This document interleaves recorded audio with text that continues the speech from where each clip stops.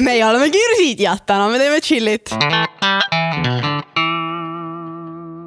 Ehk tere tulemast kuulama järjekordset Kirsi chilli episoodi, seekord juba jõulude ootuses. Ma just taksin mõtlema, miks me ei pannud jõulumütse pähe. Oh my god! Järgmises. See oleks nii hea olnud kõigil lihtsalt jõulumütsid peas, sest järgmine osa teeme mingi see jõulu nagu special. Ei, päriselt palun. Nagu palun, ma jätan meelde, ma võtan mütsid ise kaasa. Mütsid on minu poolt. Aga tänases osas me ei ole kahekesi, vaid meil on ka külaline, Sille-Liis, ja me räägime siis efektiivsest altruismist ehk lihtsamate sõnadega heategevusest, aga Sille hakkab kohe kõigest sellest täpsemalt rääkima ja seletab need keerulised sõnad lahti. Jah, täpselt. Tere, mina olen Sille-Liis, nagu öeldud, ja tõepoolest efektiivne altruism kõlab hästi nagu keeruliselt, aga sisuliselt, mida ta tähendab, ongi tark heategevus või heategevus, kus me kasutame lisaks emotsioonidele ka siis mõistust. Ja sellest ka siis selline nimi, et mida see altruism siis tähendab, ongi siis nagu mitte omakasu püüdlik tegevus, vaid selline tegevus, mis tooks head või kasu eelkõige teistele inimestele ja efektiivne ehk siis tõhus, et me teeksime seda hästi. Ja mõistusega siis, mitte ainult emotsioonide pealt. Just. Äkki siis sa kõigepealt saad seletada, kuidas sa sellega nagu seotud oled või kuidas sa üldse sellesse teemasse sattusid või nagu sinu lugu seoses sellega? Ja, et ma lõpetasin just suvel magistri psühholoogias ja seoses siis oma õpingutega mul tuli teha Hollandis kohustuslik praktika ja mida ma seal Hollandis olles ei teadnud alguses, oli see, et me peame endale ise selle praktika koha leidma. Aga kuna ma hollandi keelt ei räägi, siis see oli koha peal nagu hästi keeruline protsess ja alguses ma olin natukene nagu paaniks, et mis ma nüüd teen, et kas ma pean nüüd mingi Eestisse minema praktikat tegema.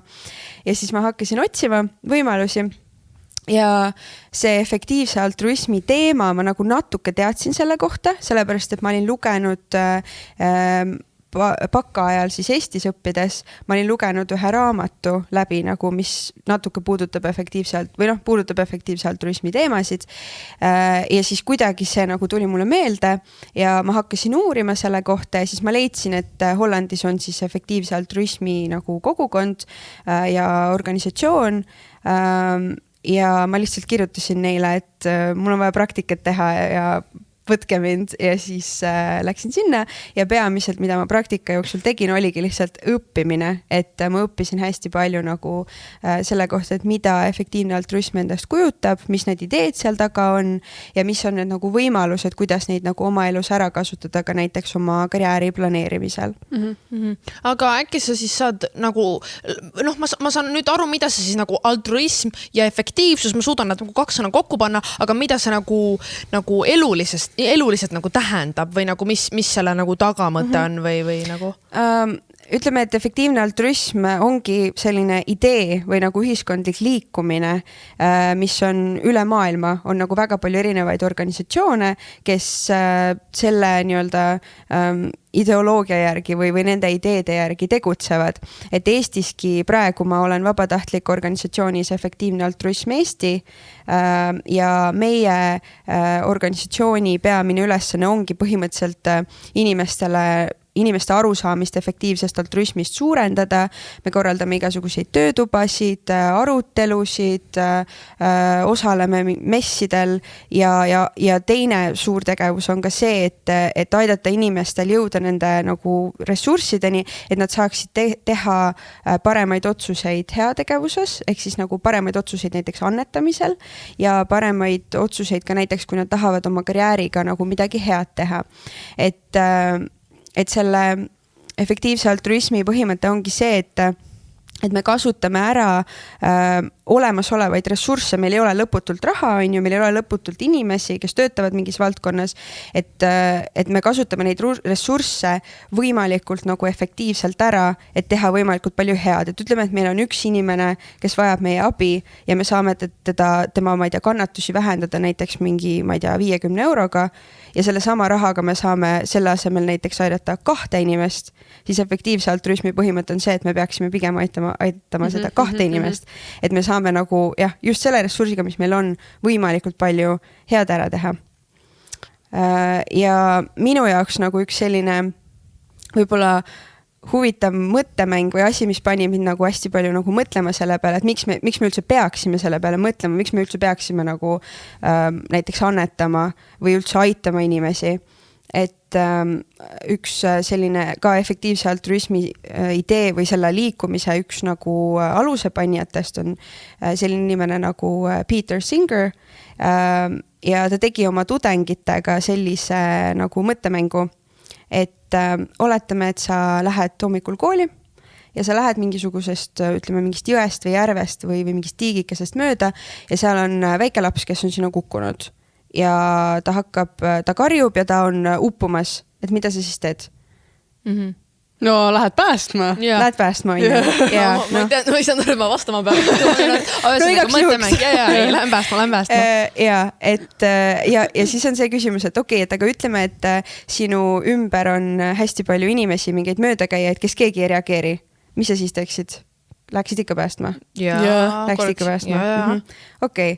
Aga ütleme näiteks, et see laps on kuskil teises riigis, teisel pool maakera ja sa saad teda päästa, näiteks teed mingi telefoniga, ühesõnaga, et sinu võimuses on ta päästa. Kas sa päästaksid ta?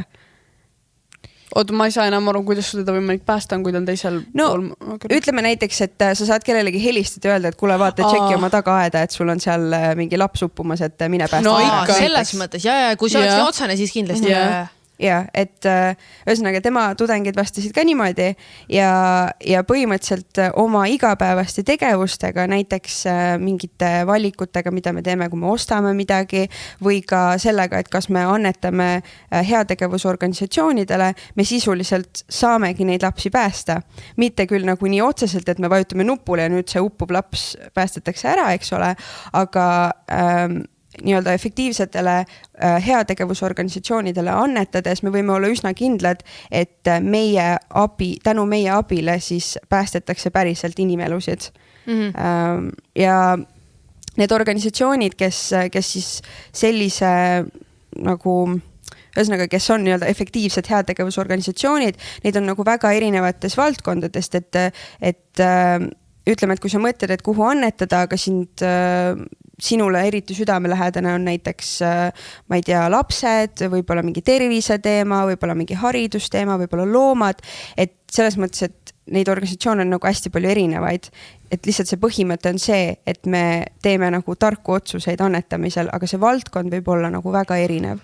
Aga kui nagu rääkida tarkadest otsustest annetamisel, siis ma eeldan, et seal üks osa on see, et sa valid, kuhu sa siis annetad, aga mille järgi mina saan nagu vahet teha või kuidas nagu, kas seal on mingi vahe ka, et on organisatsioonid, mille puhul, kui ma annetan, et see abi reaalselt jõuab abi vajajani, sellel on reaalselt mingi mõju ja siis nagu teised, millel ei ole nii väga või kas seal on nagu sükene erinevus ka või? Et tegelikult on täiesti olemas eraldi organisatsioonid, kes tegelevadki sellega, et nad uurivad seda, kui tõhusad mingid organisatsioonid on. Et kuivõrd palju see raha näiteks, mis sa oled annetanud, et kas see päriselt jõuab nende abivajajateni ja kui palju nagu elusid sisuliselt päästetakse sellega.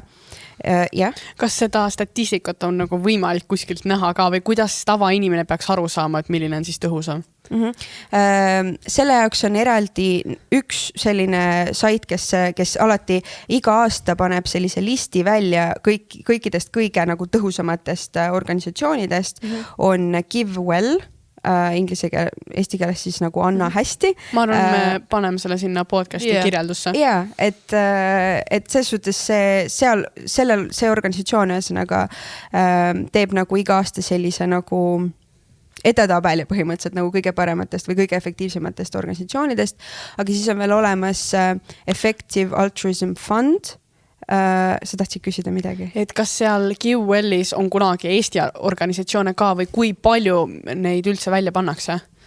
Sa mõtled üldse organisatsioone või? Sinna, mis need kõige tõhusamad on? Ja minu arust seal on mingisugune 10 tükki äkki neid välja toodud, aga tegelikult on loomulikult neid organisatsioone palju rohkem, kes nagu tõesti nendest põhimõtetest lähtuvad ja noh, ühesõnaga Eestis on näiteks üks organisatsioon, keda ma tean, kes nagu kindlasti väga täpselt nendest efektiivse altruismi põhimõtetest lähtub, on Nähtamatud Loomad, kes tegelevad siis farmiloomade kannatuste vähendamisega. Et see on ka üks nagu efektiivse altruismi selliseid põhimõtteid, et nad fookusesse ei võeta ainult need teemad, mis on nagu kõigile teada ja tuntud ja kuhu võib-olla niikuinii tuleb päris palju annetusi, aga ka nii-öelda sellised hüljatumad teemad, et näiteks Nähtamatud Loomad tegelevad just farmiloomadega. Kui vaadata näiteks Eesti annetusstatistikat või seda, et kui palju ja kuhu inimesed annetavad, siis on näha, et kui annetatakse loomadele, siis ikkagi peamiselt koertele ja kassidele on ju, sest nunnu on ju ja tahaks ikka, et neil oleks nagu hästi, mis on nagu suurepärane ja nagu väga hea. Aga seal kõrval nagu hüljatakse näiteks farmiloomad, keda on tegelikult nagu väga palju Eestis, eks ole, me lihtsalt ei mõtle selle peale, et kust need, ma ei tea, munad meie toidulauale tulevad ja Nähtamatud Loomad siis tegeleb muuhulgas sellega, et nende nagu elukvaliteeti parandada, et näiteks, et suured jaeketid nagu mingi Prisma ja Selver ja nii edasi, et nad loobuksid siis puurikanade munade müügist, vaid läheksid üle siis nende vabajooksu kana munade müügile, et noh, ikka ju tahad, et kui sa munad ostad, et see kana, kes on need muned, et ta ei ole mingi A4 suuruse paberi peal nagu väikses puuris mingi eland, vaid et tal on ikkagi nagu täisväärtuslik elu. Et ühesõnaga, Nähtamatud Loomad on üks nagu näide sellest nagu Eestis tegutsevast. Aga kas ta oli seal edetabelis ka või kas siin edetabelisse on Eesti omi ka jõudnud? Sinna edetabelisse mitte, sest et seal on nagu tõesti ülemaailmsed nagu suured heategevusorganisatsioonid, aga tõenäoliselt mitte nagu mingid kõige tuntumad heategevusorganisatsioonid. Lihtsalt seal, kus on kõige rohkem nagu mõju tulnud või mille järgi nad sinna edetabelitesse pannakse siis kõige mõjukamad või nagu kõige suurem erinevuse teinud või kuidas? Ja nad vaatavad seal on meeletu uurimistöö, mis seal taga käib, eks ole, aga nad vaatavad selle järgi, et kuivõrd nii-öelda efektiivselt seda raha kasutatakse ja kuivõrd suure mõjuga see on ka, et üks organisatsioon, kes alati seal edetabelis on selline organisatsioon nagu Against Malaria Foundation, ehk siis malaaria vastane nagu malaaria vastase võitluse organisatsioon ja see on selles mõttes nagu ma ise olen ka sinna annetanud ja see kontseptsioon lihtsalt on niivõrd kuidagi lihtne, et malaaria tõttu sureb iga aasta mitusada tuhat inimest ja enamus neist on alla 5-aastased lapsed ja rasedaid naisi näiteks tapab see haigus väga palju, ühesõnaga hästi nagu raske, hästi levinud haigus just nagu Aafrika riikides.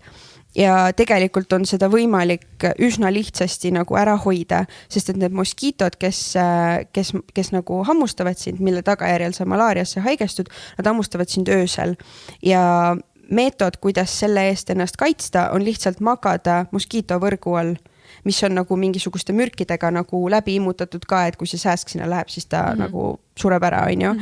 Ja need võrgud on nagu üliefektiivsed ja üks võrk maksab umbes $2, ehk siis Eesti, umbes 2 eurot siis ka, on ju. Ja põhimõtteliselt see võrk kestab mitu aastat ja kui sa ostad nagu ülipalju neid 2 eurosid võrke, siis sa sisuliselt nagu sa päästadki nagu tuhandete inimeste elusid, on ju. Ja seda nad teevadki. Ma mõtlen, et kui see võrk nii odav on, et kuidas need aafriklased seda ise endale siis lubada ei suuda? No esiteks on see, et see ei ole nüüd toode, mida igas keskmises poes saadaval on, et see on ikkagi nagu spetsiifiline võrk ja teiseks nagu need piirkonnad ka, kus malaaria levinud on ikkagi päris vaesed piirkonnad, et ütleme, et sa elad kohas, kus sul ei olegi supermarketit, on ju, sa kasvatad ise oma toitu näiteks, sa elad kuskil külas, sul ei olegi võib-olla ligipääsu sellele, et jah, ühesõnaga see organisatsioon tegelebki siis annetuste vastuvõtmisega, võrkude ostmisega ja siis nad ühesõnaga viivad neid võrke kohale ja teevad kindlaks, et neid kasutatakse ka õigesti. Et see on nagu üks koht, kus sa tahad nagu kindel olla, et sinu raha nagu reaalselt nagu päästab inimese elusid, siis see on üks organisatsioon, kuhu nagu tasuks annetada selles mõttes. Aga mis näiteid sealt edetabelist veel on või nagu millised organisatsioonid veel sinna jõudnud on peale selle malaaria vastaste võitlejate organisatsiooni? No üks organisatsioon on selline, mille nimi on Give Directly, ehk siis nagu anna otse ja sisuliselt nad teevadki seda, mida pealkiri ütleb, ehk siis nad annavad inimestele, kes elavad kõige vaesemates piirkondades lihtsalt raha. Ja see, jah. Aga nagu, kui nad on nii vaesetes piirkondades, kas nad oskavad seda raha siis nii targalt kasutada, et nad lihtsalt ei kuluta seda ära, vaid nii-öelda nagu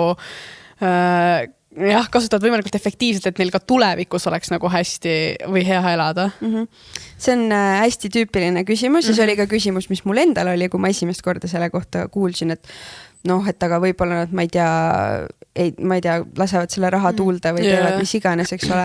Aga tegelikult ka igasugused uuringud on näidanud seda, et inimesed üldjuhul teevad oma rahaga tarku otsuseid, kui neil on tõesti raha vaja.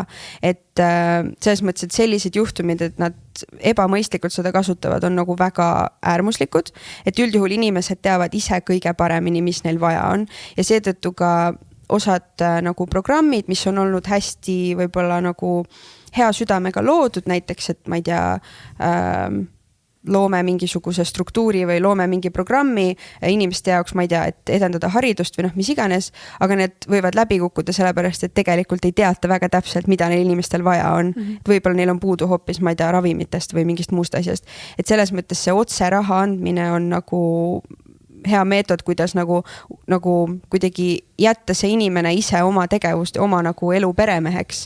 Ja üldjuhul, kui vaadata, seal organisatsioonis on selles mõttes hästi, hästi huvitav, et kui sa sinna kodulehele lähed, siis sa näed ka seda, et mida selle raha eest on ostetud ja kes need inimesed on. Seal on nagu nende lood välja toodud, et see on, ma ei tea, Sabina, ta on mingi 25-aastane, elab Ugandas, mis iganes, ja ta ostis selle raha eest näiteks mingi härja või mis iganes on ju. Kas sul on võimalik siis näha täpselt selle inimese kulutusi, kellele sina konkreetselt annetasid? Minu arust nii või pigem on see, et neil on lihtsalt üldiselt toodud mingid lood välja? Minu arust nii täpselt ei saa, et täpselt nagu sinu raha, kuhu on läinud. Ma arvan, et selle koordineerimine oleks lihtsalt väga raske. Ja ma mõtlengi.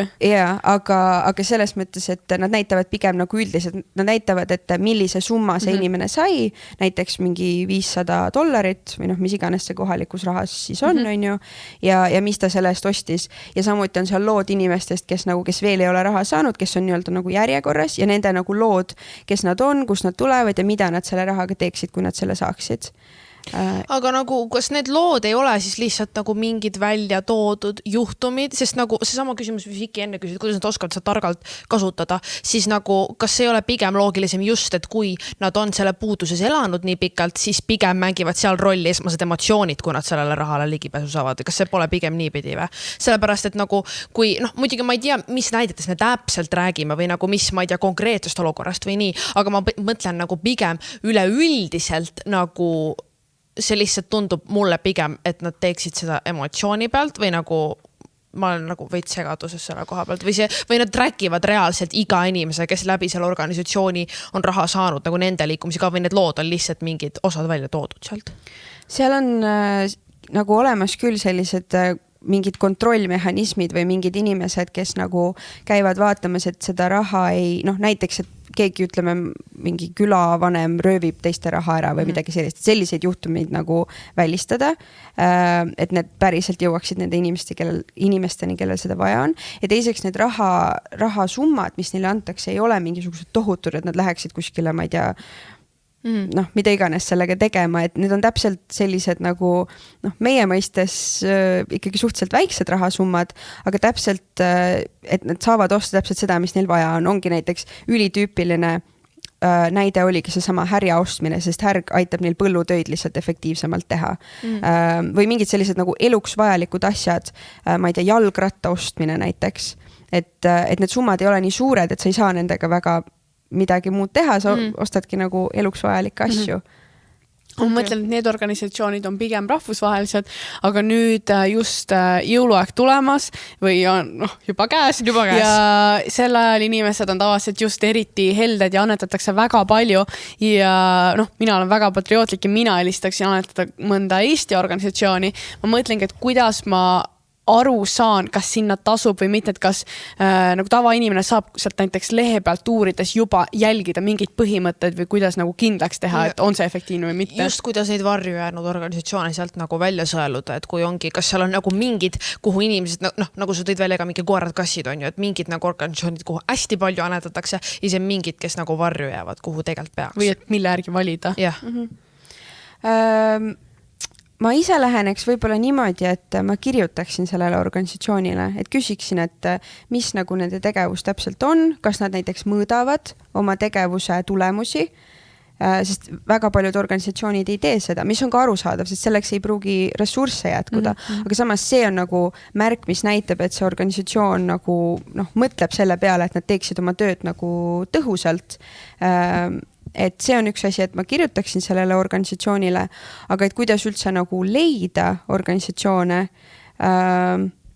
Jah, esimene asi, mis ma teeks, lihtsalt guugeldaks ja vaataks nagu selle järgi, et mis on need nagu väärtused, mis on sinu jaoks olulised, et mis on üldse see valdkond, mis sinu jaoks on nagu hästi oluline.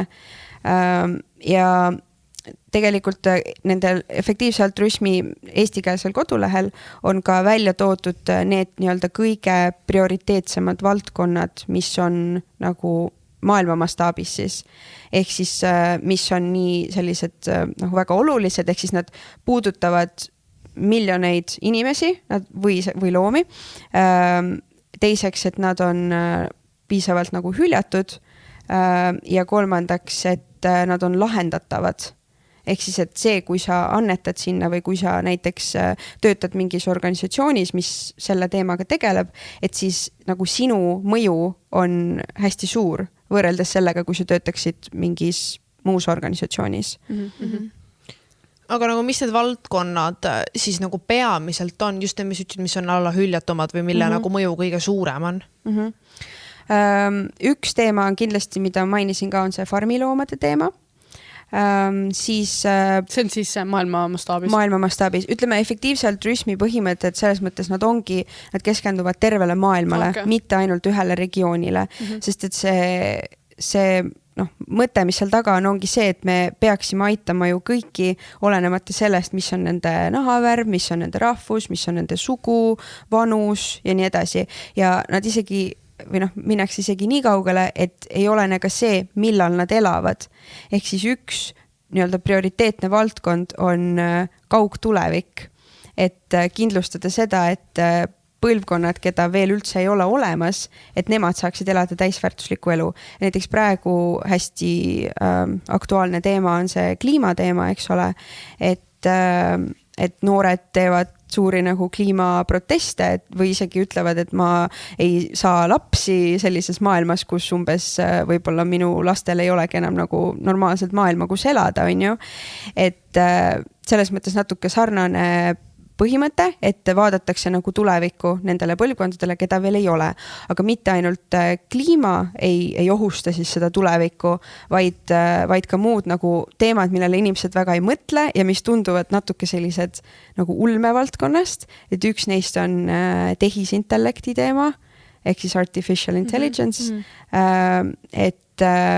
Et kui vaadata seda, et kui palju üldse panustatakse selle uurimisse või sellega tegemisse, et kui tehisintellekt muutub nii võimsaks, et me kõik sureme välja selle tõttu, et siis seda ei uurita eriti palju, see on nagu väga-väga hüljatud valdkond ja seetõttu on ta ka üks efektiivse altruismi suur nagu uurimisvaldkondi, sest et kui peaks juhtuma, või see, et tehisintellekt saab mingi ülivõimsaks ja me kõik sureme välja ja meil ei ole nagu plaani, mida siis teha, siis on nagu inimkonnal on nagu kõik. Et see on nagu üks suurtest teemadest. Aga kas seal on nagu mingeid veel lisaks nendele kaugtuleviku teemadele, seepärast et mul on tunne, et nagu kui ma mõtlen mitte nagu enda seisukohast, vaid võib-olla pigem nagu tavalisi inimesi seisukohast, siis ma kujutaks ette, et ma pigem annetaksin oma raha kuskile, ma ei tea, näljas olevatele lastele või mingitele praegustele abivajajatele kui nagu tehisintellekti uurimisse, nagu ma mõtlen just kui inimene nagu otsustab või nii, et mis seal need teised teemad seal juures on, mis ei puuduta tulevikku? Ja maailma, ütleme, selline näljateema ja vaesus ja tervise teemad on kindlasti nagu üks väga suur efektiivse altruismi teema, et kas või see sama malaaria on üks nagu väga suur mõjutaja ja samuti ka mõned sellised haigused, millest me võib-olla isegi ei ole kuulnud, et on olemas üks selline haigus, inglise keeles on selle nimi schistosomiasis, mis on nagu põhimõtteliselt üks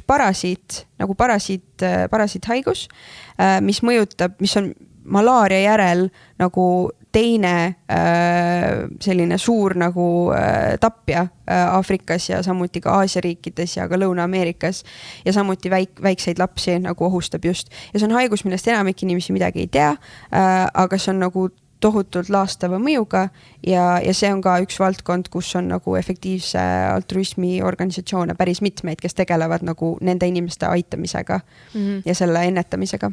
Ma tahaks tulla tagasi selle kliima juurde, et kuidas see nagu annetamine seda aitab, sest minu arust on probleem pigem just inimeste suhtumises või käitumises, et kas siis investeeritakse puudesse või mis organisatsioon nagu teeb?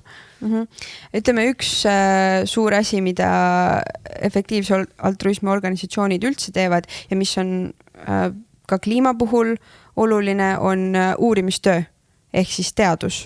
Ja see on, võib-olla seal on nagu kohe on nagu raske seda nii-öelda ühendust näha, et altruism nagu heategevus ja siis nagu teadus, et kuidas see nagu kokku käib. Aga tegelikult nagu, kui meil ei oleks teadust, siis me ju ei tea, mida me üldse tegema peame, kuidas mingit probleemi lahendada. Kliima puhul on seda võib-olla nagu, kliimat on lihtsalt nii palju uuritud, et seal on võib-olla see teaduse osakaal ei ole nagu nii suur, aga muude selliste eksistentsiaalsete riskidega või et asjad, mis võivad meid nagu välja suretada kui inimkonda, et seal on nagu just see uurimistöö teema nagu hästi, nagu on vajalik ühesõnaga rahastada seda uurimust. Aga seal kliima, nendes nagu organisatsioonides, mis selle kliimateemadega nagu tegelevad, siis nagu kuhu see raha nagu läheb või mis need organisatsioonid siis selle kliima nagu parandamiseks teevad, kui see ei ole, kui seda juba nii palju uuritud on? No üks asi, mis on kindlasti oluline, on lobitöö sisuliselt, et nagu nii avalikkuse kui ka poliitikute mõjutamine, et nad teeksid õigeid otsuseid. Ja see on asi, mis nagu selles osas on tegelikult mitte ainult kliima ei ole oluline, vaid ka nagu põhimõtteliselt kõik need efektiivse altruismi teemad on asjad, kus on hästi palju kasu sellest, et poliitikud teeksid paremaid otsuseid ja et inimesed oleksid teadlikumad asjadest, sest kui inimesed nõuavad midagi, et kliima hakkab muutuma ja ma ei tea, me võime inimkonnana välja surra, peaks vist midagi ette võtma, siis nemad saavad omakorda survestada poliitikuid, kes on mingi mind võib-olla ei valita järgmine kord, kui ma nendest teemadest ei räägi. Et üks asi on kindlasti see nagu teadlikkuse suurendamine ja lobitöö, aga üks tegevus ka või üks nagu selline prioriteetne valdkond, mis ka efektiivse altruismi kui vaadata nende nii-öelda soovitusi, mis nagu karjääri teha, et siis üks karjääri soovitus seal on ka selline asi nagu nii-öelda uurimistöö selle kohta, kuidas suured organisatsioonid saaksid teha paremaid otsuseid.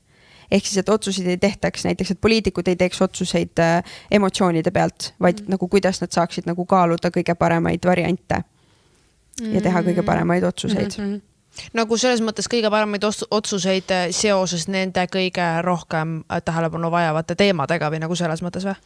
No jah, selles mõttes küll, et ühesõnaga, et inimesed oleksid üleüldiselt ratsionaalsemad, sest kui inimesed on ratsionaalsemad, siis nad teevad üleüldiselt paremaid otsuseid. Aga sealhulgas siis ka see, et kui näiteks ütleme, et mingi suur organisatsioon otsustab rahastada mingisugust projekti, mis peaks muutma inimeste elu paremaks, et siis nad päriselt oskaksid vaadata näiteks selle projekti puhul, et et kas neil on mingi mõjuanalüüs tehtud, mis päriselt selle projekti mõju võiks olla ja kui palju see elusid päästab või kui palju see inimeste elukvaliteeti parandab.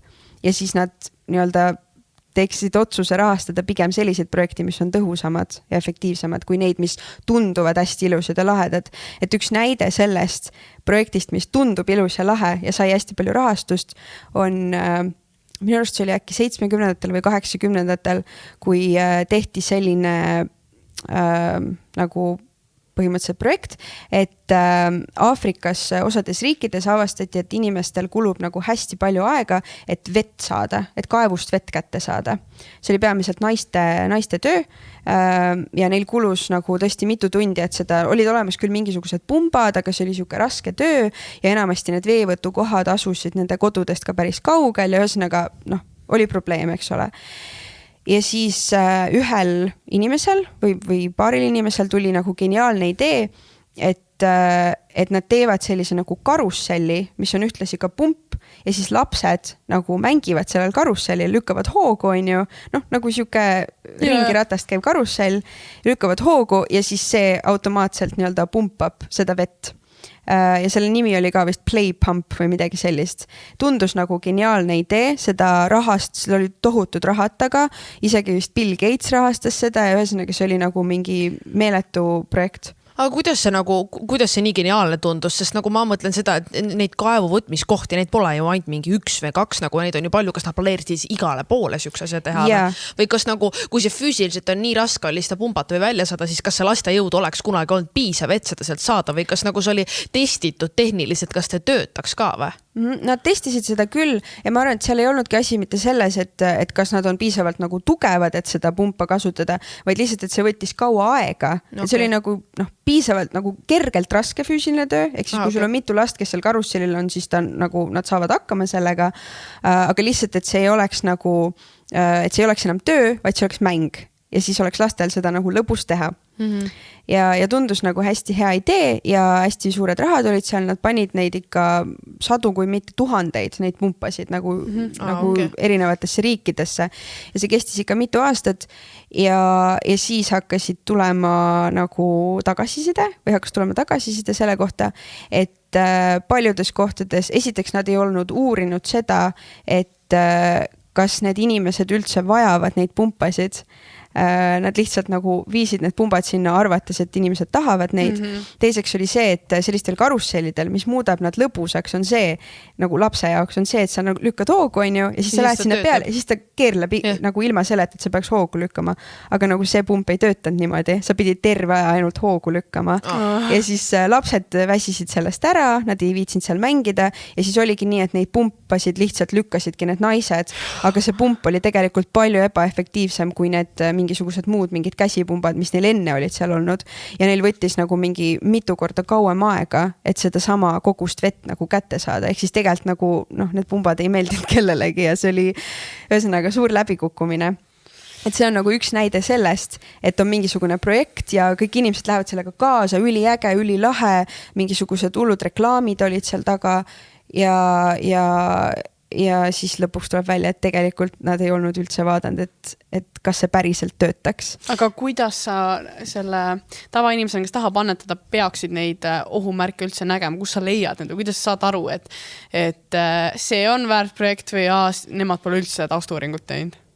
Jah, kui sa niimoodi lihtsalt seda projekti loed, et siis ongi kindlasti raske, peab ise lihtsalt kriitiliselt mõtlema, eks ole, aga ütleme, et kui usaldada nagu eksperte, et siis üks viis, kuidas ka annetada niimoodi, et see raha tõesti läheks nagu kohta, kus seda on kõige rohkem vaja ja kus sellest on kõige rohkem kasu, on selline projekt või organisatsioon siis nagu The Effective Altruism Fund, kus neil on võetud nagu erinevad nii-öelda need prioriteetsed alad, ala loomade heaolu, vaesus ja nii edasi, on ju. Ja siis sa saad ise valida nagu millisesse nii-öelda valdkonda sa tahad annetada, aga nemad teevad selle otsuse, vaatavad, kes on praegu kõige nii-öelda efektiivsem selles valdkonnas ja siis nad suunavad selle raha sinna, et sa ei pea ise seda sa ei pea ise nagu läbi kammima mingid 100 000 organisatsiooni. See kõlab minu arust kõige mugavamalt või paremini minu jaoks. Aga nagu ma ikkagi küsiks täpsustuseks seda, et kuidas nad mõõdavad seda, kui efektiivne mõni organisatsioon on, et kas nad siis nagu vaatavad iga organisatsiooni puhul, kui palju sinna oli annetatud ja oletame, kui see oli mingisuguse haige lapse jaoks, et siis need lähevad, uurivad palju raha selle lapse mingite ravikulude jaoks läksid, kuidas nad seda nagu tegelikult uurivad, sest ma saan nagu praegu me ütleme küll, et mis on kõige efektiivsem, aga kuidas seda siis nagu reaalselt mõõdetakse, nagu kes see kõige efektiivsem seal parasjagu on. Et ma saan aru, et kui pannakse need valdkonnad või et milline valdkond vajab kõige rohkem, kus on kõige rohkem probleeme, aga kuidas nad nagu organisatsioonipõhiselt seda mõõdavad, et nagu milline organisatsioon oma tööd kõige efektiivsemalt teeb? Ütleme nii, et kui alustada üldse sellest nagu meetodist, et kuidas see organisatsioon, millisel meetodil see organisatsioon üritab seda probleemi lahendada, et siis ilmselt alustatakse sellest, et kuivõrd efektiivne see meetod iseenesest on. Näiteks nagu nende pumpade puhul, ei olnud efektiivne, eks ole, nad said nagu tagasisidet, nad oleksid seda tagasisidet saanud tõenäoliselt palju varem, aga mingitel põhjustel, ma ei tea, kas nad ei võtnud seda kuulda või nad panid kõik need pumbad korraga, ühesõnaga nad ei saanud seda tagasisidet, nad ei teinud seda analüüsi. Aga näiteks selle sama malaaria näite puhul on see, et nad lihtsalt vaatavad, et mingisuguse varasema kogemuse põhjal leidsid, et et see võrkude all magamine nagu päriselt töötab. Kui palju see võrk maksta võiks? Kui palju võiks maksta näiteks mingi transport, neid võrke viia kuskile? Teevad mingisuguse kalkulatsiooni, tundub päris hea idee, siis tuleb tõenäoliselt pilootprojekt. Et vaatame, kuidas see nagu, ma nii täpselt ei tea, kuna ma ei ole selle organisatsiooni ajalooga kursis, aga ma siin nagu mõtlen, et kuidas ma ise seda teeksin. Et ühesõnaga vaatad nagu väiksemal skaalal ka, et kas asi nagu töötab ja alles siis hakkad tegema mingisuguseid suuremaid samme ja ma arvan, et sisuliselt seda sama mudelit võid sa kasutada väga erinevatel nagu organisatsioonide puhul. Ja siis need, kes kontrollivad seda efektiivsust, siis nagu vaatavadki, millisel meetodil see on tehtud ja kas see reaalselt on nagu vajalik üldse, nagu näiteks nende pumpade puhul siis. Ja, et kas inimesed näiteks nende võrkude puhul seal võib mingi 100 probleemi olla, kas inimesed kasutavad neid? Kas need sääsed päriselt nagu on ära peletatud nende võrkude poolt? Igasugused asjad, mida sa saad mõõta. Ja siis sa vaatadki need asjad üle, on ju, vaatad, töötab, on üsna odav asi, mida teha, laseme käiku ja siis muidugi nagu hiljem ka kontrollitakse, et asi nagu töötaks sujuvalt. Ma arvan, et me oleme nüüd heategevuse valdkonnas siin päris palju juba jõudnud ära katta, et nüüd me võime rääkida natuke rohkem sellest karjäärist, et ma tean, et meil on palju noori kuulejaid, kindlasti ka keskkoolis või isegi ülikoolis, kes indised mõtlevad siis, mida eluga peale hakata, et ma arvan, siin on hea koht siis, kus natuke seda teemat arutada või kuidas see efektiivne altruism üldse sellega seotud on. Jaa, karjääri puhul, ütleme, mina hakkasingi nendele teemadele mõtlema sellepärast, et ma lugesin ühte raamatut, mis sisuliselt räägibki sellest, et kuidas oma karjäärivalikuid teha niimoodi, et sa teeksid võimalikult palju head. Ja see oli selles mõttes hästi selline silmi avav minu jaoks. Ma ei olnud nagu asjadele kunagi niimoodi mõelnud nagu seal raamatus, et üks näide, mida seal toodi, mis oli minu jaoks täiesti nagu mingi, mis asja, et ühesõnaga oli selline, et seal räägiti sellest, et võib-olla kui sa lähed, ühesõnaga, meie oleme mõelnud niimoodi, et mingisugune altruistlik karjäär, kus sa tahad nagu palju head teha. Esimene asi, mis tuleb mõttesse, vähemalt minul, oli arst. Kui sa oled arst, siis sa nagu otseselt päästad elusid, on ju. Aga siis seal raamatus oli nagu välja toodud, kuidagi nad olid nagu põhimõtteliselt arvutanud välja nagu tõenäosuse, mis on su tõenäosus, et sa elus päästad teisi elusid mingisugustel erinevatel karjääridel ja arsti puhul kindlasti sul on nagu, kui sa oled arst, siis sa loomulikult päästad inimeste elusid, aga see ei pruugi olla üldse kõige nagu nii-öelda efektiivsem viis, kuidas seda teha. Mingisuguse teise karjääri valiku, mingisuguse teisel töökohal töötades on sul võib-olla potentsiaal palju suurem elusid päästa. Et näiteks oli toodud seal see ei olnud vist selles raamatus, aga ühesõnaga üks näide oli sellest, et kuidas üks ukrainlane sisuliselt lobis Maailma Tervishoiuorganisatsiooni, et nad võtaksid eesmärgiks leetrid kui haigused, ühesõnaga võidelda rohkem selle vastu, et leetrid maailmast ära kaoksid. Ja siis nad sisuliselt said sellega hakkama ja sellega ta päästis põhimõtteliselt mitukümmend miljonit inimest. Et lihtsalt sellepärast, et ta nagu tegi niivõrd palju tööd, et see võetaks nagu eesmärgiks. Ja võib-olla, kui tema ei oleks seda teinud, oleks seda teinud keegi teine, aga kui oleks seda teinud keegi teine, siis ta oleks seda teinud hiljem, mis tõttu need vahepealsed inimesed või nagu need inimesed, kes ei oleks nii-öelda jõudnud nii kaua elada, siis ta ikkagi päästis need inimesed ära, mis oligi see mitukümmend miljonit inimest. Et selles mõttes selline nagu mõtteviis oli minu jaoks nagu hästi huvitav või hästi uus, et ei pruugigi ainult arstid olla elupäästjad, et ka väga erinevad ametid. Aga mis ametinäited need veel on peale nagu mingid, nagu sa rääkisid, et ta veenis seal mingid haiglad või arste, et nagu võetaks mingi asi fookusesse, aga mis need ametid nagu veel selle kõrval on siis, mis on selle nagu vaatega või jagavad neid põhimõtteid? Ja seal seesama raamat, mis ma lugesin, tegelikult nad toovadki välja nagu sellised, ütleme, kõige kindlamad karjäärivalikud, nagu kus sul on võimalik tõenäoliselt ära teha nagu hästi palju head. Ja need suunad oligi teadussuund, et kui sa teed olulistes valdkondades mingisuguseid avastusi, siis selle potentsiaalne mõju võib olla nagu tohutult suur, ma ei tea, avastad mingisuguse ravimi näiteks või midagi sellist, sa võid, ma ei tea, miljardid inimesi põhimõtteliselt päästa sellega, lihtsalt, et sa avastad midagi.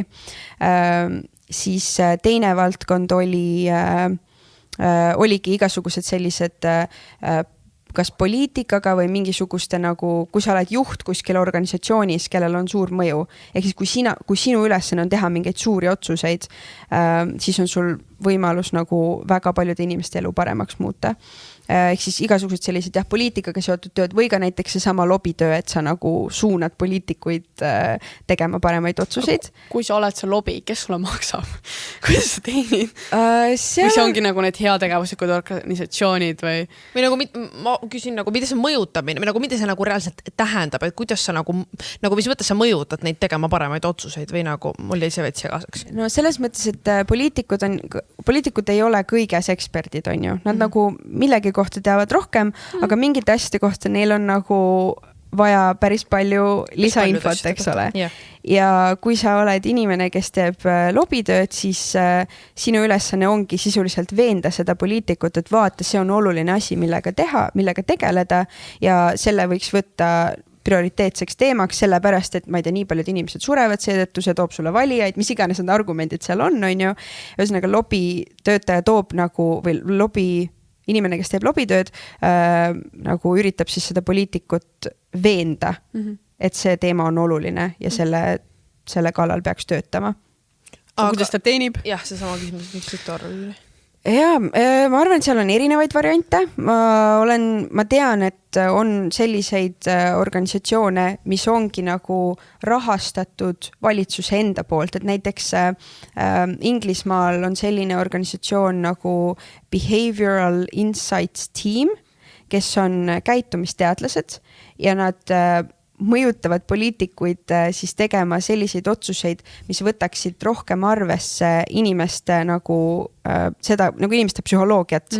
Miks inimesed käituvad nii, nagu nad käituvad, kuidas mõjutada inimesi tegema, ma ei tea, tervislikumaid otsuseid, et nad paneksid turvavöö peale, et nad suitsetaksid vähem, et nad sööksid tervislikumalt, et nad liiguksid.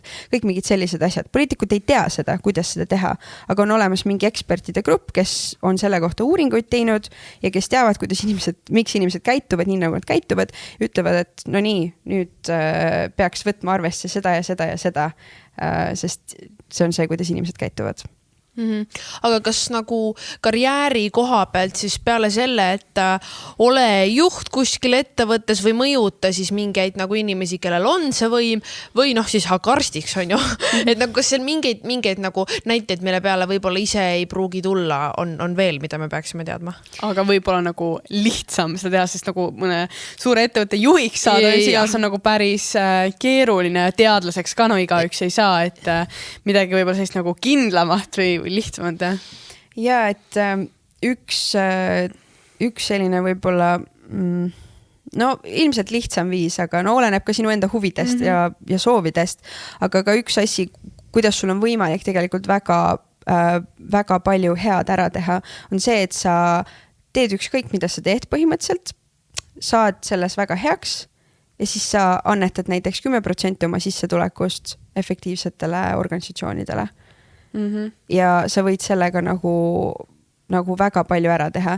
Et tegelikult on olemas selline asi nagu the giving pledge, ehk siis andmisvanne, kus inimesed sisuliselt ütlevadki, et praegusest alates kuni, ma ei tea, mingi perioodi lõpuni või elu lõpuni ma annetan näiteks 10% oma sissetulekust või 5% või 1%. Ühesõnaga mingisuguse protsendi oma sissetulekust efektiivse altruismi või nagu heategevusorganisatsioonidele. Et tegelikult elu jooksul, kui mõelda, et mis on, ma ei tea, Eesti keskmise inimese palk ja kui ta sealt annetaks mingisuguse väikse protsendi ära, ta võib, ma ei tea, 10 000 või rohkem eurot tegelikult elu jooksul annetada, mis on nagu päris suur summa tegelikult. Ja kui sa oled väga edukas näiteks, siis loomulikult sinu mõju on siis nagu veel suurem. Et ma vist olen seda juba alateadlikult teinud. Nagu see aasta ma olen küll 10% oma sissetulekust nagu annetanud erinevatele organisatsioonidele, aga nüüd ma mõtlen, et siis järgmine aasta ma ei pea enam hakkama valima. Mul ei ole seda stressi, ma lihtsalt lähen sinna efektiivse altruismi lehele, panen sinna selle summa sisse ja nad ise vaatavad. Aga kuidas sa siiamaani oled valinud muidu? Need on tulnud jooksvalt erinevate nagu olukordade põhiselt, et aasta alguses oli see, et me võtsime õpilasfirma või lõpetasime selle tegevuse ametlikult, jagasime raha ära ja siis kogu selle kasumi, mis ma sealt olin saanud, ma annetasin siis Vähihaigete Liidule, sest see oli esimene või mingi elufond, ma ei täpselt ei mäleta. Sest see oli minule endale hästi lähedane just sel perioodil. Mul oli ka varasemalt kokkupuudet, aga just kevadel oli jälle uus kokkupuude ja siis oli see mulle hästi aktuaalne. Siis suvel oli see Annabelli fond või selle haiguse jaoks ja mul nagu otseselt ei olnud plaanis sinna annetada, aga kuna üks minu lemmikbände tegi oksjoni ja ma tahtsin teha ka seda bändi, siis ma sellepärast pettisin kõige rohkem ja siis ma võitsin selle oksjoni ja siis kogu see raha läks nagu sinna ja siis nüüd aasta lõpus, kuna kliima on ikkagi mega aktuaalne ja minu sotsiaalmeedias tekkis väike vastuolu, siis selleks, et nagu eeskujulikult muljet jätta ja üleüldse ma nagu nii tahtsin ka seda teha, siis ma tegin see aasta kõik enda reisid, kus ma käinud olen tasa puudega ja siis investeerisin nii palju puudesse, et need seoksid ära sama palju CO2 enam-vähem aastaga, kui kulus nagu nendele lendudele. Seega vastavalt nagu olukorrale. Ma just tahtsin siin näite tuua ka võib-olla need ametite kohta, mis on väga tänapäevane näide, aga mida ma see aasta, alustan kaugelt, aga luban, et see tuleb selle mõttega kokku, aga Must reede oli asja just ja kõikidel nendel USA YouTuberitel tulevad välja need musta reede haulid, kus nad ostavad nagu 100 eurode viisi riideid lihtsalt või riided või kaupa või siis nii meeletud allahindlused on. Ja siis see aasta ma nägin esimest korda oma lemmiku YouTuberi poolt, et nad tegid üks algatus, et nii palju, kui nad kulutasid nendele mingi riietele vastele, nad ka annetasid ära. Sellepärast, et tegelikult see suur reede seal, või must reede seal USA-s, nende YouTuberite seas on nagu mega populaarne, nad panevad nii palju raha, sinne lihtsalt nagu ostavad meeletult. Aga nagu juba see, et nad ongi nagu, et näed, nii palju ma annetasin ära, siis see tegelikult juba nagu see on mõjutamine, see on juba see, et sa suunad inimesi sinna poole vaata mõtlema. Pluss meil samamoodi, me küll ei ole ametlikult veel alustanud sellega, aga meie õpilasfirma on ka keskkonna nii-öelda suunaga ja meie plaan on sealt ka nagu tulu annetada heategevuseks ja mul oli see sama küsimus nagu enne seda podcasti, et aga kuidas me siis teame, kuhu täpsemalt, et meie idee on küll, et noored ise saavad öelda, milline probleemi nii-öelda jaoks, et saavad öelda, mis nende jaoks olulisem on, aga just see, et milline organisatsioon siis nagu või et kes nendesse kõige efektiivsem on ja nii hea meil on kuulda, et seda saab mingi nagu lehe pealt vaadata või nagu, et sa tead, et sul on mingisugune nagu tõestus või see all mitte see idee lihtsalt sisetunde pealt seda enam-vähem.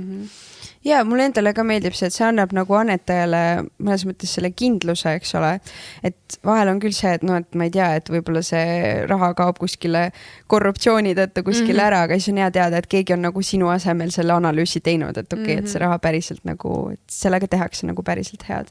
Aga väga tore on kuulda nagu, et te olete mõlemad nagu annetanud või annetamise peale mõelnud, et tegelikult kui vaadata nagu Eesti annetamisstatistikat, et siis läheb paremaks, aga ütleme, inimesed tegelikult võiksid nagu palju rohkem annetada, palju rohkem selle peale mõelda, mis on mõnes mõttes ka arusaadav, et kui me võrdleme näiteks mingi Norra või Hollandi või mingi nii-öelda lääneriigiga, et siis seal on kuidagi see annetamise traditsioon või see on kuidagi palju rohkem nagu moes või palju rohkem inimesed teevad seda. Nagu koolis ei ole meil sellest absoluutselt räägitud, nagu see ei tule teemaks, minul tuleb see lihtsalt perekonnast ja suguvõsest, kuna meil on see väga aktuaalne ja paljud annetavad seega minu jaoks on see loomulik osa, aga nagu kui ma mõtlen, siis tegelikult koolisüsteemist on kindlasti nagu... Ja aga samas on see ka, et nagu nii paljudel olenebki see peres, sest nagu see, et meie sinuga oleme nagu nii noorelt kindla sissetuleku suutud endale võimaldada, see ei ole väga levinud ja noored enamasti sõltuvad enda perest ehk nagu, ses mõttes, et kui enda peredes... Sa ei pea isegi nii palju annetama, sa võid ju kasvõi enda taskurahast, ma ei tea, 5 eurot annetada, see ei pea olema mingi tohutu summa, iga euro loeb. Vaata, kellega sa võrdled, sest no, minu meelest see oleneb täiega sellest, nagu noorte puhul on hästi keeruline rääkida, sest ongi mingi protsent, kes lähebki tööle ja nii edasi, aga on nii suur protsent, kes võib-olla 10 euri saabki taskuraha nädalas, vaata. Et nad tegelikult sõltuvad nii väga oma vanematest veel, et nagu kui peres ei ole seda traditsiooni, siis nad otseselt nagu nad ei saa midagi teha ka, seda raha ei saa välja võluda kuskilt, aga pigem võib-olla kui sellest juba teada varakult, siis sa tead nagu arvestada, et nagu kui sa kunagi, nagu see on tegelikult nagu osaliselt mõttelaalt ka, et kui sa kunagi hakkad teenima või kui sul kunagi see võimalus tekib, et siis nagu suunata inimesi. Ja ma olen nõus, et see on täiesti nagu mõttelaad või see on mingi asi, et kui sa ei ole sellega kokku puutunud, et siis sa võib-olla ei tule selle pealegi, et nagu miks ma üldse peaksin annetama, et mul endalgi raha vähe on ju, aga et tegelikult hästi tihti me nagu ei mõtle selle peale, et kuivõrd vedanud meil on, et kindlasti ma ei räägi kõikide Eesti inimeste eest, aga ikkagi Eesti riigina me kuulume 9% maailma rikkamate inimeste hulka. Meil on tegelikult nagu väga hästi võrreldes enamikel Eesti inimestel, siis ütleme nii, on väga hästi ja tõesti, et see võib-olla see 5 eurot, mis sinu jaoks on võib-olla mingi hommikulatte või 2 hommikulatet, kellegi jaoks on nagu, ma ei tea, terve päeva söök või midagi, mida tal on nagu tõesti vaja. Et selles mõttes isegi nagu see väike summa võib olla nagu väga suure mõjuga. Et kas või kord kuus, ma ei tea, 5 eurot annetada. See ei võta enamikel inimestel tegelikult tüki küljest ära. Ja, nõustun täiesti. Ma ei tea, kas meil on mingid alapunktid veel? Ma võib-olla küsiks neid raamatusoovitusi, sest sa mainisid mitut, et võib-olla kui noored just mõtlevad neid karjäärivalikuid, et kust üldse mingit inspiratsiooni, ideid või veel selle valdkonna kohta põhjalikumalt lugeda, et keda huvitab. See raamat, mis ma ise lugesin, on, ja neil on ka väga põhjalik koduleht, on 80,000 hours ehk 80 000 tundi ja see nimi tuleneb sellest, et 80 000 tundi on umbes see aeg, mis on meie karjäär. Nii palju tunde kestab üks selline 9-5 esmaspäevast reedeni, ütleme 40 aastat tehtud karjäär. Issand, see kõlab nii vähe. Et see, neil on ühesõnaga hästi huvitav selline, enamik sellest infost saab kodulehelt ka. Mina lihtsalt, ma vist kirjutasin neile või panin ennast kuskile newsletterisse kirja ja siis nad saatsid mulle selle PDF-i lihtsalt. Et see on üks ja teine, mis on selline üldine nagu sissejuhatus efektiivsesse altruismi, mis on inglise keeles küll, mille nimi on Doing Good Better. Ja tegelikult Eesti efektiivse altruismi kodulehel on võimalik neid peatükkide kokkuvõtteid lugeda eesti keeles, et seal tulevad järjest need nagu kokkuvõtted. Me paneme kindlasti kõik need veebilehed ja raamatud, mis siin mainiti podcasti kirjeldusse, et siis saate klikkida või vaadata, uurida. Ja eriti kui mi kodulehed või nii, saab nagu kiirelt vaadata, ei pea mingit pika raamatut läbi lugema. Ja, just nii. aga suur aitäh, et võisid selle aja, et siia üldse tulla. Ma loodan, et vaadajatel oli põnev, sest ma tunnen, et mina isiklikult õppisin väga palju. Ma ei olnud sellest teemast varem midagi kuulnud. Ma arvan, see on praegu mega aktuaalne. Ja eriti jõulude ajal ka ei ole üldiselt praegu. Ja seega huviga ootame taaskord teie tagasisidet ja soovitusi ka teemade osas järgmiste episoodide jaoks. Jep, ma ei tea, ma loodan, et teil oli tore, oli põnev, vähemalt mul oli ja teed outro või teen ma või? Kas sa kavatsed annetada? Okei, mis asja? Kas sa kavatsed nüüd annetada? Milles? Sorry, ma olin ülisegadus, ma mõtlesin, et te vaatavad. Ei, nagu ma rääkisin ka, et õpilasfirma puhul nagu, vaata, ma ei saa sellest õpilasfirmast väga ametlikult rääkidest, me ei ole teda tegelikult launchid, aga kui me sellega välja tuleme, siis tegelikult kõikidel noortel, kes hakkavad meie seda õpilasfirmat ja meie liikumist jälgima, siis teil on võimalus samamoodi olla osa sellest, kuhu see raha tegelikult läheb. Ja nüüd, nagu meil oligi, plaan oli siis võtta noorte arvamus arvasse, et miuke probleem neile kõige rohkem korda läheb, aga nüüd meil on ka see teine pool, justkui see ka nagu mõistus nii-öelda, et mis need on kõige efektiivsemad nagu reaalsed valdkonnad ja reaalsed organisatsioonid, kes seda teevad. Nii et me kindlasti nagu teeme selle researchi ka ära, nii et olge nagu on the lookout ja valmis me õpilasfirmaks, kus me siis selle teemaga ka tegeleme ja selle tulu annetame. Väga põnev, ootan huviga. Aga kindlasti ärge unustage siis jälgida meid podcasti platvormil ükskõik, kus sa meid jälgid, iTunes, Spotify, YouTube, mis iganes, followge, subscribe'ige, YouTube'is ka like ja sealt saab kommenteerida ja ärge unustage ka Instas meid checkata, et Kirsi Chili ning näeme juba järgmisel esmaspäeval kell 7 hommikul. Ciao!